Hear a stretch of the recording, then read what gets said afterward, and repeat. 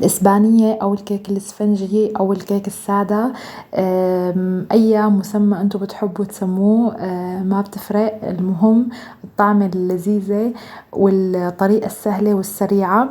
بهذا الفيديو أنا حضرت لكم الإسبانية كيك، أنا سبق ونزلت على قناتي من قبل وحبيت هلأ أرجع أعملكم إياها مرة تانية. بتمنى اللي ما شافها من قبل هلأ يحضر الفيديو ويشوف الطريقة ويحضرها معي، لأنه كتير طعمتها لذيذة وإن شاء الله رح تعجبكم.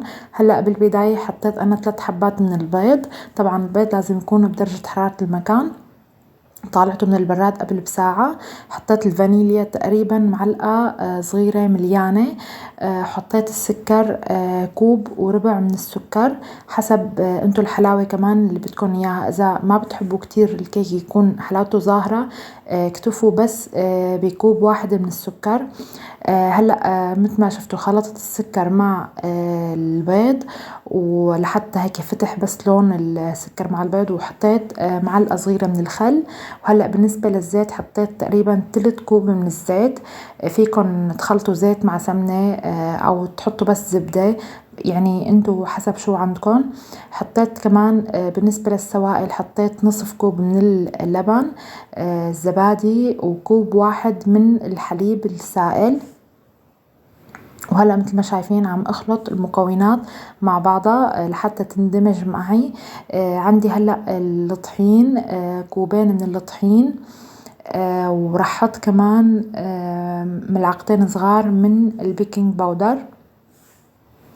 ولا تنسوا رشة الملح، رشة الملح مهمة بالحلويات، بتعزز النكهة ويعني بتكسر الحلاوة شوي. هلأ بالنسبة للون انتو اذا بتحبوا تحطوا لون حطوا، ما بتحبوا هذا شيء اختياري، بس هي الإسبانية بينضاف لها يعني لون اصفر.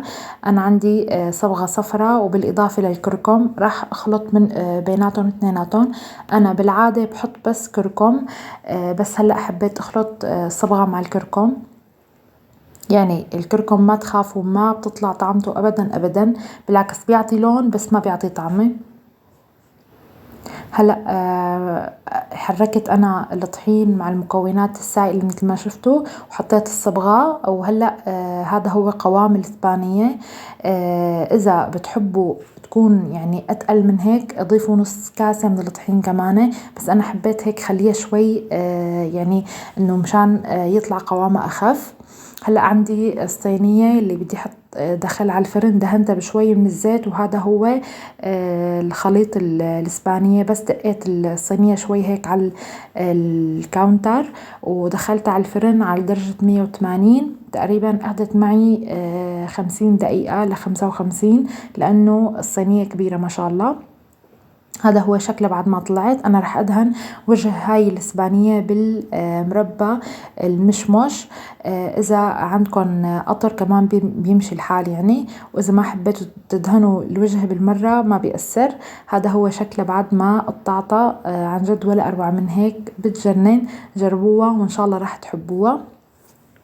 بتمنى من يلي عم يحضر هذا الفيديو يدعم هذا الفيديو بالضغط على زر اللايك، وتشاركوا هذا الفيديو مع أصحابكم وأحبابكم، وإن شاء الله بشوفكم فيديوهات جديدة وأفكار جديدة.